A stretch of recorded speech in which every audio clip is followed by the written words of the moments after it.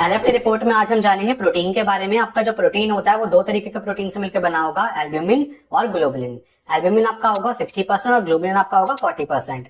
आपका जो एल्ब्यूमिन होता है इसका काम होता है ऑनकोटिक प्रेशर को मेंटेन करना और ये आपका कैरियर प्रोटीन की तरह भी काम करता है। आपका जो ग्लोबुलिन होता है इसका काम होता है इम्यून फंक्शन में, फॉर एग्जांपल एंटीबॉडी के फॉर्मेशन में, और आपका ब्लड क्लॉटिंग में हेल्प करेगा और आपका न्यूट्रिएंट्स को भी ट्रांसपोर्ट करने में हेल्प करेगा। ये आपका जो एल्ब्यूमिन होगा इसकी नॉर्मल वैल्यू होगी 3.5 से 5.2 ग्राम पर डेसीलीटर, और जो ग्लोबुलिन होता है इसकी नॉर्मल वैल्यू होती है 3.0 से 4.2 ग्राम पर डेसीलीटर। एल्ब्यूमिन अगर आपका नॉर्मल वैल्यू से ज्यादा हो जाता है तो उसको हम बोलते हैं हाइपर एल्ब्यूमिनीमिया। ये आपका होता है डिहाइड्रेशन के केस में।